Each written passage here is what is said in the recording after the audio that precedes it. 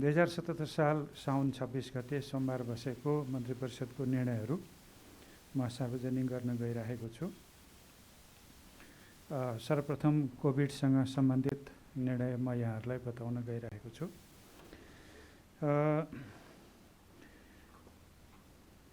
यसमा पहिलो निर्णय नेपाल सरकार मन्त्री परिषदको 2077 साल जेठ 12 गतेको निर्णय बमोजिम जारी भएको कोभिड-19 को विश्वव्यापी संक्रमणको कारणबाट उत्पन्न असहज परिस्थितिमा स्वदेश आउनै पर्ने अवस्थामा रहेका नेपाली नागरिकलाई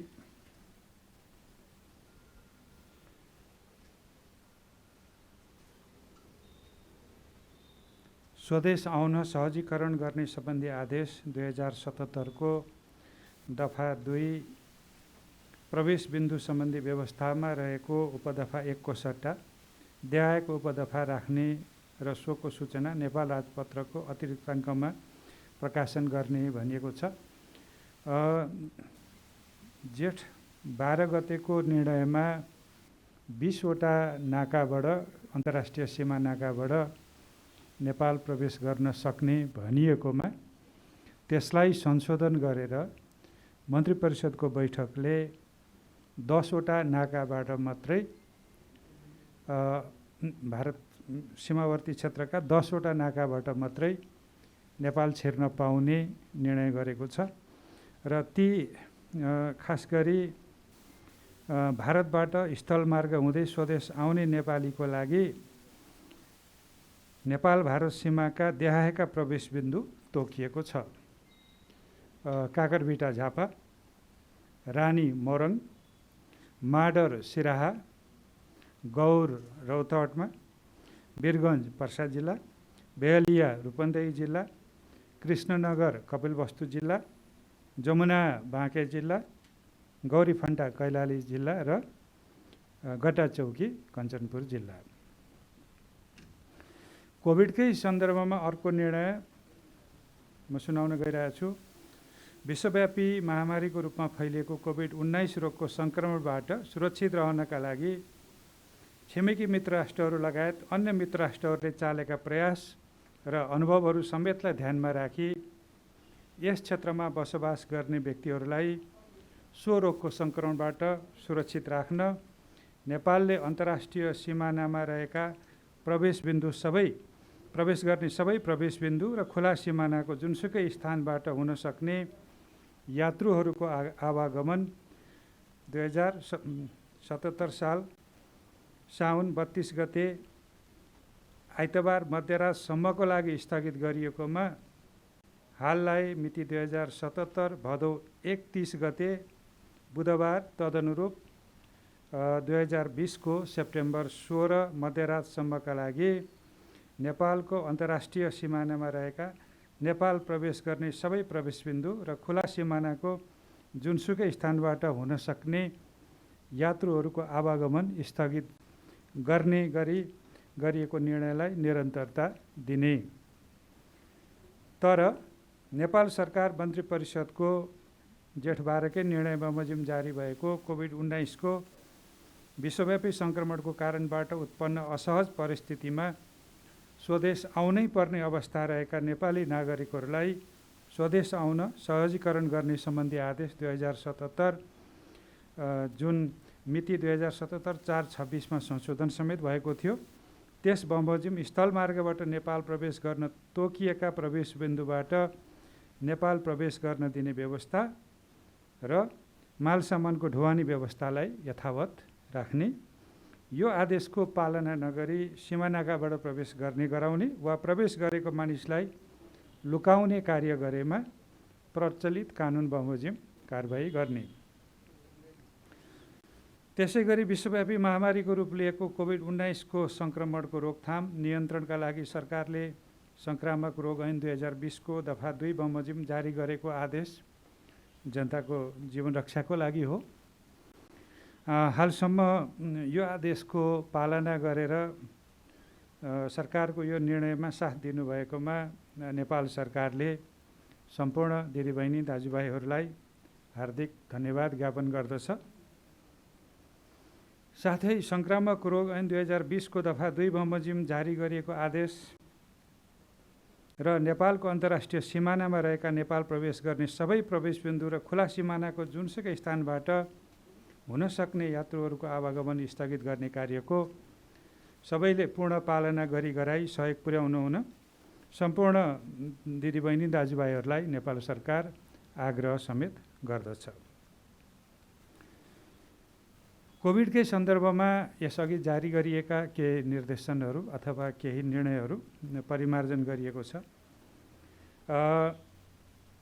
त्यो निर्णय म सुनाउँदै गइरहेको छु। विश्वव्यापी महामारीको रूप लिएको कोभिड-19 को रोकथाम, नियन्त्रण र उपचार सम्बन्धमा संक्रामक रोग ऐन 2020 को दफा 2 बमोजिम नेपाल सरकारको मन्त्री परिषदको गत साउन 5 गतेको निर्णयअनुसार जारी भएको आदेशमा देहाय बमोजिम थपगढ गर्ने र सोको सूचना राजपत्रको अतिरिक्ताङ्कमा प्रकाशित गर्ने निर्णय भएको छ। त्यो आदेशको दफा 2 को खण्ड क मा के भनिएको थियो भने होटल, रेस्टुरेन्ट, ट्राभल ट्रेकिङ खोल्ने भनिएको थियो। तर अबको आदेशबाट के हुने भयो भने अब चाहिँ होटल तथा रेस्टुरेन्टबाट तयार गरिएको खाद्य परिकार लैजाने सेवा अथवा अङ्ग्रेजीमा टेक अवे मात्र। यो गर्नु परेको कारण चाहिँ के हो भने होटल रेस्टुरेन्टमा स्वास्थ्य सुरक्षाका उपायहरू अपनाएर मात्रै हामी परिचालित हौँ भन्दाखेरि भिडभाड गर्ने, मास्क नलगाउने र फेरि पनि स्वास्थ्य जोखिम बढाउने जस्तो प्रवृत्ति भएको हुनाले फेरि पनि टेक अवे नै मात्रै रहने गरी होटल रेस्टुरेन्टहरू सञ्चालन गर्न दिने निर्णय भएको हो। त्यसै गरी आदेशको दफा 3 मा रहेको 2077 भदौ 1 देखि भन्ने बेहोराको सट्टा मिति 77 भदौ 16 गतेदेखि भन्ने बेहोरा राखिएको छ। त्यो चाहिँ भदौ 1 गतेबाट हुने गरी भनिएका केही कुराहरू थिए। म यहाँ पढेर सुनाउँछु। जुन साउन 5 गतेको निर्णय थियो त्यसमा भएको संशोधन हो यो। त्यसलाई हामीले भदौ 16 गते बनाएको छौँ। त्यो के थियो भन्दा भौतिक पूर्वाधार तथा यातायात मन्त्रालयले तोकेको मापदण्ड बमोजिम हुने गरी छोटो, मध्यम र लामो दूरीमा जिल्लाभित्र तथा अन्तर जिल्ला सञ्चालन हुने निजी तथा सार्वजनिक यात्रुवाहक सवारी साधनहरू चल्न दिने भनिएको थियो। तर कोभिडको जोखिम कायमै रहेको, सङ्क्रमणको जोखिम बढिरहेको, कतिपय स्थानहरू चाहिँ स्थानीय रूपमा बन्दाबन्दीमा गएको अवस्थामा अहिले हामीले सार्वजनिक यातायात भदौ 1 गतेदेखि नै खोल्न सक्ने स्थिति रहेन। त्यसलाई भदौ 16 गते सारिएको विषय हो। त्यसै गरी त्यही साउन 5 गतेकै आदेशको दफा 4 मा के भनिएको थियो भने तपाईँहरूलाई स्मरण छैन भने म अलिकति स्मरण गराउँछु। अर्को सूचना नभएसम्म केही सेवाहरू सुचारू नगर्ने भनिएको थियो। त्यसमा शैक्षिक संस्थाहरू थिए, सभागोष्ठी, तालिम, सेमिनार थिए, प्रदर्शन, भेला, सम्मेलन, cinema hall, party palace, salon, swimming pool लगायतका कुराहरू, समूहमा खेल्ने खेलहरू, पुस्तकालय जस्ता कुराहरू थिए। ती विषयहरू चाहिँ अहिले पनि ती अर्को सूचना नभएसम्म तिनीहरू बन्द नै छन्। तर त्यसको अतिरिक्त केही थप व्यवस्थाहरू मन्त्री परिषदले निर्णय गरेको छ। त्यो भनेको चाहिँ कोभिड-19 सङ्क्रमणको सक्रिय सङ्क्रमित 200 भन्दा बढी भएका जिल्ला र काठमाडौँ उपत्यकाका सरकारी र गैर सरकारी निकायहरू, ब्याङ्क, सहकारी, लघुवित्त एवं वित्तीय सङ्घ संस्था लगायतका जनतासँग प्रत्यक्ष सम्पर्कमा रही सेवा प्रवाह गर्ने सबै कार्यालय, निकाय एवं सङ्घ संस्थाहरूले विद्युतीय माध्यमबाट सेवा प्रवाह गर्ने व्यवस्था मिलाउने, यी निकायहरूको कार्य सम्पादन एवं सेवा प्रवाहका लागि बढीमा 50% कर्मचारी कार्यालयमा आलो पालो गरी उपस्थित हुने र अन्य कर्मचारीहरूले सुरक्षित रूपमै घरबाटै सम्पादन गर्न सकिने तोकिएका कार्यहरू गर्ने, जसलाई हामी पपुलर अङ्ग्रेजी भाषामा वर्क फ्रम होम भन्छौँ, त्यो गर्ने। त्यस्तो व्यवस्था सम्बन्धित कार्यालय प्रमुखले मिलाउने। अनलाइन, भर्चुअल वा विद्युतीय माध्यमबाट सेवा प्रवाह गर्न सम्भव नहुने र बढी जनसम्पर्क हुने कार्य अर्को निर्णय नभएसम्मका लागि स्थगित गर्ने, सेवा प्रवाह र जनशक्ति व्यवस्थापनको जिम्मेवारी जिल्ला कोभिड सङ्कट व्यवस्थापन केन्द्र, जसलाई हामी अङ्ग्रेजीमा DCCMC भन्छौँ, त्यसको समन्वयमा सम्बन्धित कार्यालय प्रमुखको सो जिम्मेवारी हुने।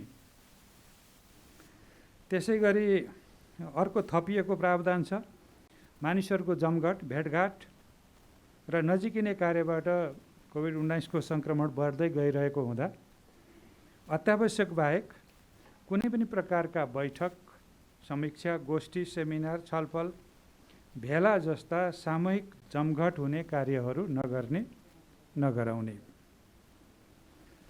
त्यसै गरी अर्को थप निर्णय, स्वास्थ्य र सुरक्षा लगायतका आधारभूत सेवा प्रवाहलाई निरन्तरता दिन जनशक्तिलाई आवश्यक पर्ने स्वास्थ्य सामग्री, आवश्यक सुरक्षाको प्रबन्ध र अनुकूल कार्य वातावरण बनाउन सम्बन्धित मन्त्रालयका सचिवले आवश्यक कार्ययोजना तयार गरी प्रभावकारी रूपमा कार्य सञ्चालन गराउने। त्यसैसँग जोडिएको अर्को निर्णय छ, कोभिड-19 को सङ्क्रमणको जोखिम बढ्दै गएको देखिएको हुँदा जनस्वास्थ्यको रक्षालाई सर्वोच्च प्राथमिकतामा राख्नुपर्ने आवश्यकता भएकोले धार्मिक स्थलहरूमा दैनिक नित्य पूजा बाहेक अन्य कुनै गतिविधि सञ्चालन नगर्ने, नगराउने। चाडपर्वहरू आफआफ्नै घरभित्र रही जनस्वास्थ्यका मापदण्डहरू पालना गरेर आफ्ना परिवारका सदस्यहरूका बीचमा मात्र मनाउने। त्यसै गरी अर्को निर्णय छ, दैनिक उपभोग्य लगायतका वस्तु लगायत पूर्वाधार निर्माणमा आवश्यक सामग्री आपूर्ति गर्दा सो कार्यमा संलग्न चालक, सहचालक तथा अन्य व्यक्तिहरूले स्वास्थ्य सुरक्षा सम्बन्धी मापदण्डको पालनामा कमी भएको देखिएकोले सम्बन्धित व्यवसायी, उद्योगी एवं सामाजिक संस्था, सामुदायिक संस्था र सहकारी संस्थाहरूले अनिवार्य रूपमा सामाजिक दूरी कायम गर्नुका साथै मास्क, सेनिटाइजर जस्ता न्यूनतम स्वास्थ्य मापदण्डहरू पालना गर्ने, तोकिएको प्रवेश बिन्दु र सुरक्षा जाँच गर्ने स्थानहरूमा मापदण्ड पालना भए नभएको जाँच गर्ने, पालना नभएकोमा तत्काल कारबाही गर्ने,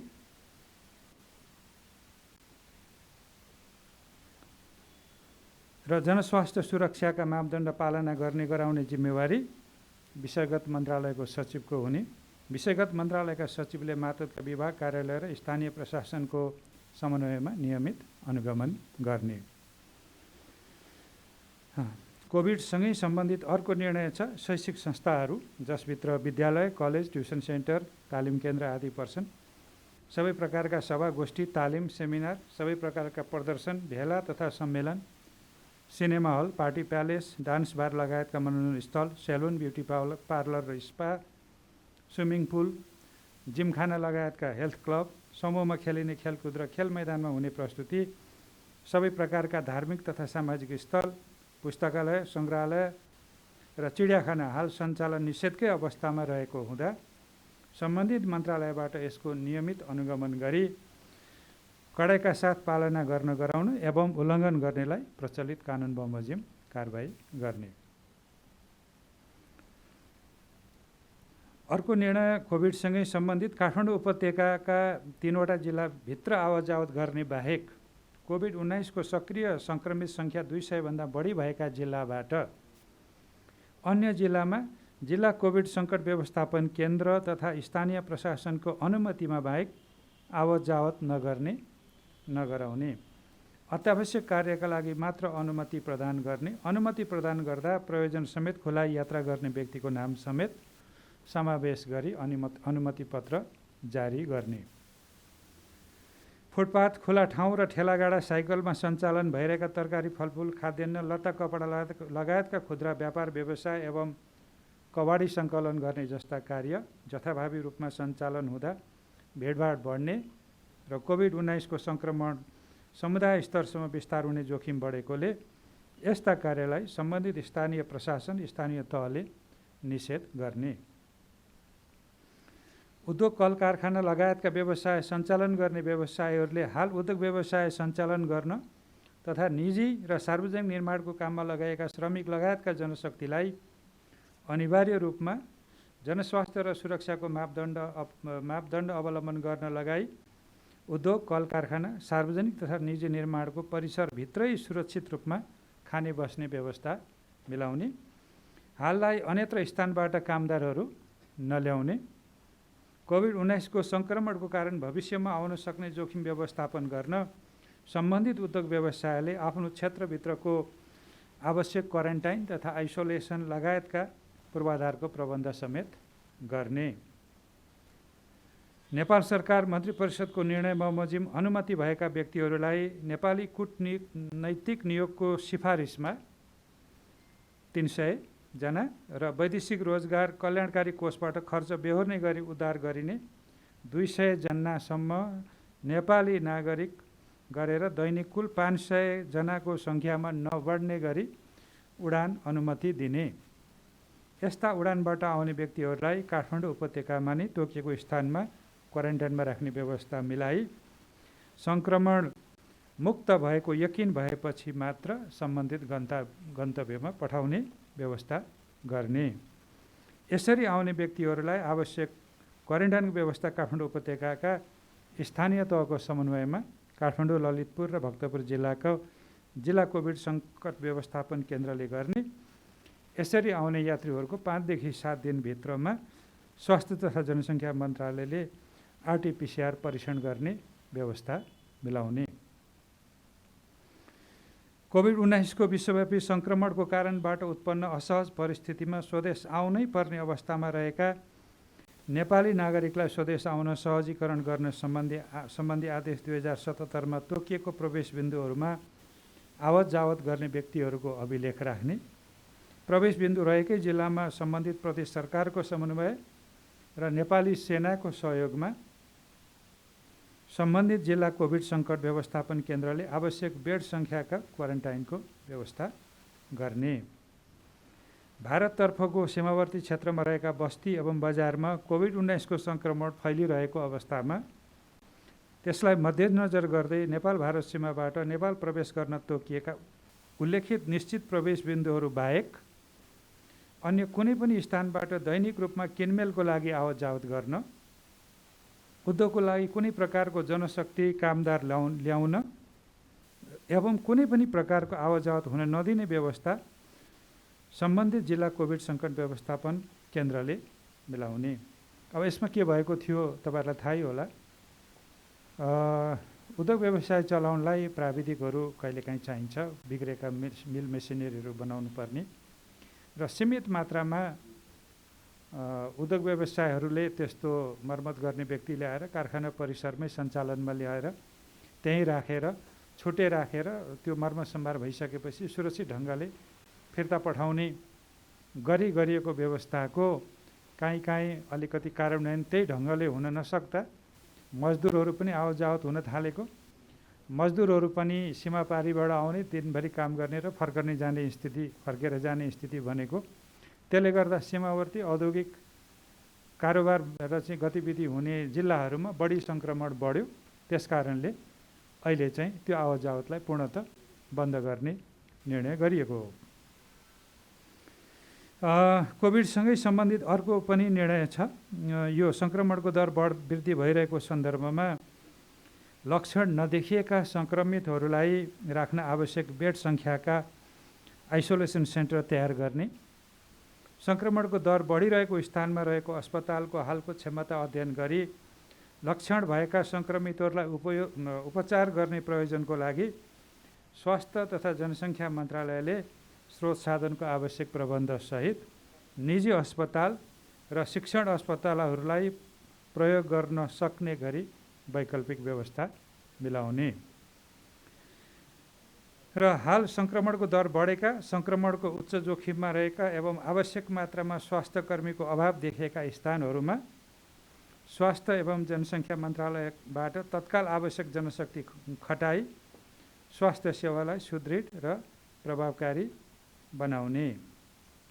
यी चाहिँ कोभिडसँग सम्बन्धित नेपाल सरकारले गरेका निर्णयहरू मैले भने। अब केही अरू मन्त्रालयगत प्रस्तावहरूमा भएका निर्णयहरू म यहाँहरूलाई सुनाउन गइरहेको छु। उद्योग वाणिज्य तथा आपूर्ति मन्त्रालयको प्रस्तावमा नेपाल बङ्गलादेश वाणिज्य सचिव स्तरको 6औँ बैठकको लागि वार्ता गर्न वाणिज्य सचिवको संयोजकत्वमा 11 सदस्यीय वार्ता टोली गठन गर्ने निर्णय भएको छ।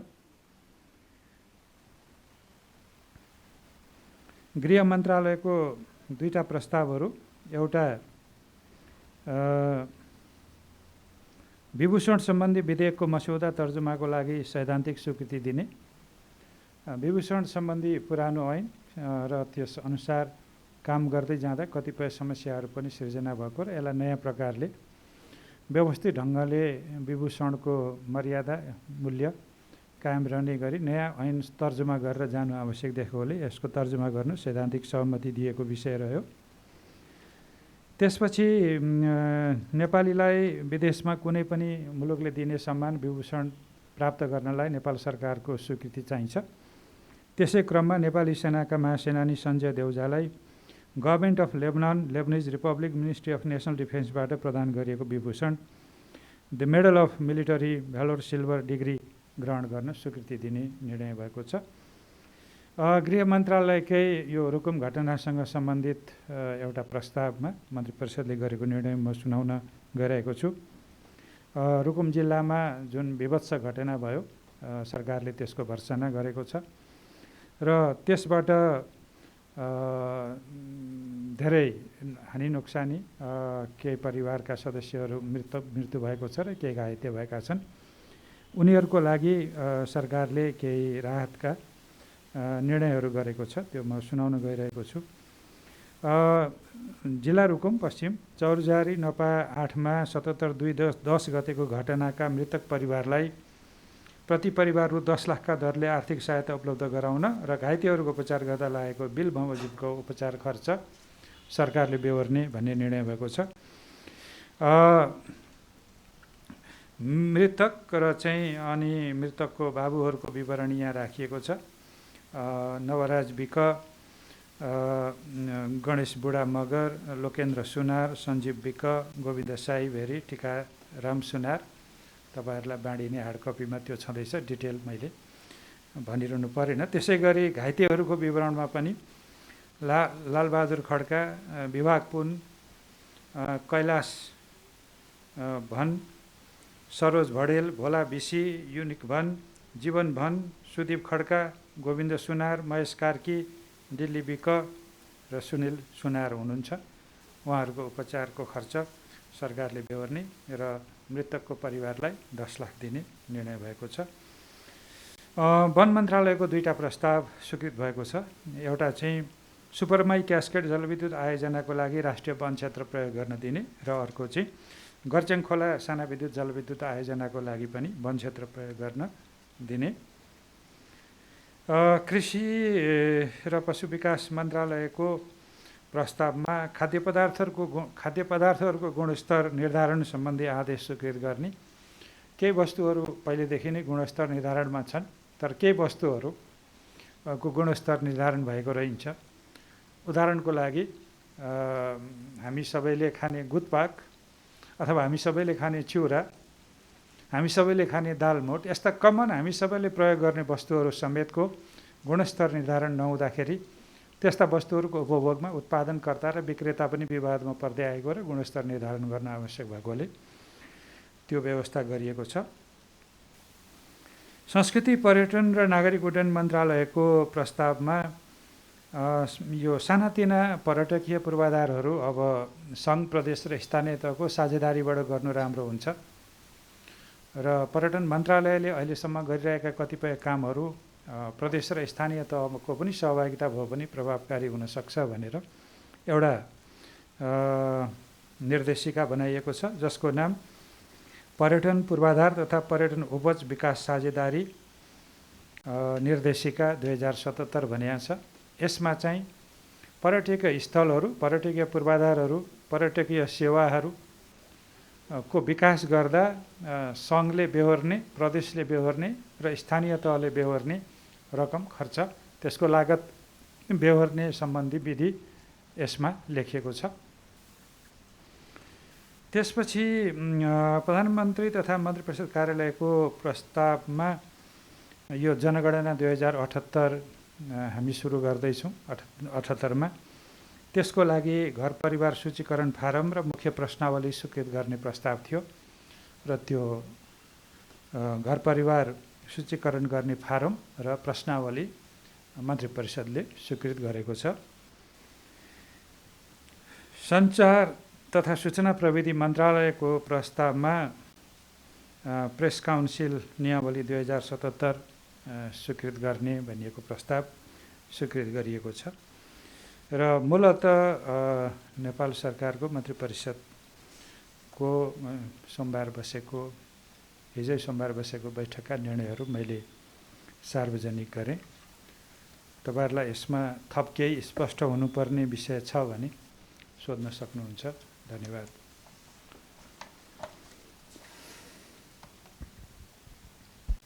मन्जु नमस्ते, म विनोद कटुवाल सरकाटीबाट।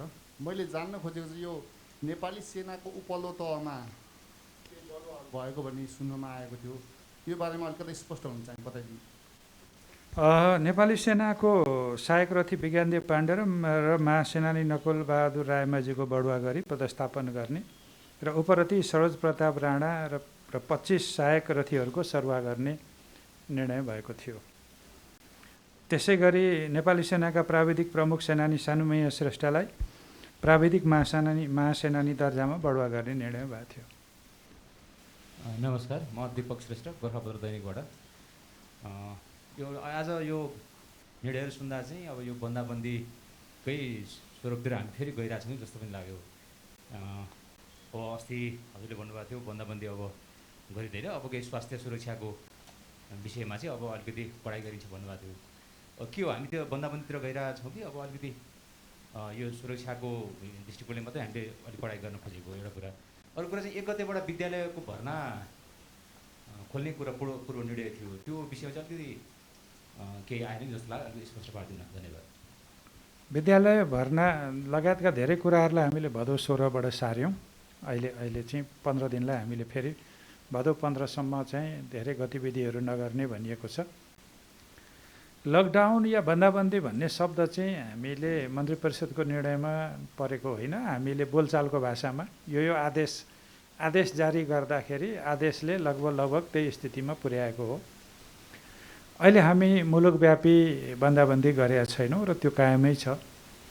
कतिपय जिल्लाहरू कोरोनाबाट क्रमशः मुक्त हुँदै हुनुहुन्छ, उहाँहरूलाई फेरि लकडाउनमै लैजानुपर्ने कुनै आवश्यकता छैन। तर जहाँ बढी सङ्क्रमण छ त्यहाँ बढी जोखिम भएको ठाउँहरूलाई फेरि अलिक कडाइ पनि गर्नुपर्ने भएको छ। त्यो अधिकार अहिले स्थानीय तहलाई र चाहिँ जिल्ला प्रशासनलाई स्थानीय प्रशासनलाई दिएकै हुनाले त्यसअनुसारै उहाँले गरिरहनु भएको छ। जोखिम जहाँ बढ्छ त्यहाँ उहाँहरूले आफ्नो कडाइका उपायहरू अपनाउनुहुन्छ। तर हामीले बन्दाबन्दी भनेको त आवत जावतै रोकेका थियौँ नि, मानिसको आवत जावतै रोकेका थियौँ। अहिले हामी के भन्दैछौँ, एकदमै 200भन्दा बढी सङ्क्रमित भएको जिल्लाबाट मात्रै आवत जावत चाहिँ नगरौँ है भनिरहेका छौँ। त्यो सबैको सुरक्षाकै लागि हो। त्यसो हुनाले लकडाउनको अवस्था फेरि पनि होइन, जहाँ अलिक सजिलो छ र जोखिम घट्दैछ त्यहाँ अलिक खुकुलो हुँदै जाने, जहाँ जोखिम बढ्दैछ त्यहाँ अलिक कडाइ हुँदै जाने। यसैले यो क्षेत्रगत नीति हो। त्यसले गर्दाखेरि हामीले अहिले फेरि पनि व्यवसायहरू सञ्चालन गर्न रोकेका छैनौँ, ढुवानी रोकेका छैनौँ र 200भन्दा कम मान्छे मात्रै सङ्क्रमित भएको जिल्लाहरूमा आवत जावत रोकेका छैनौँ। त्यो कारणले लकडाउनको स्थिति होइन। तर केही मुभमेन्टहरू हामीले नरोक्दा जोखिम बढ्न सक्छ। त्यस कारणले त्यसलाई हामीले चाहिँ निश्चित ठाउँहरूमा स्थानीय तहले नै केही प्रतिबन्धहरू लगाउन सक्छ भनिएको स्थिति छ। त्यति नै कुरा हो यसमा। हवस् ल, धन्यवाद सबैलाई।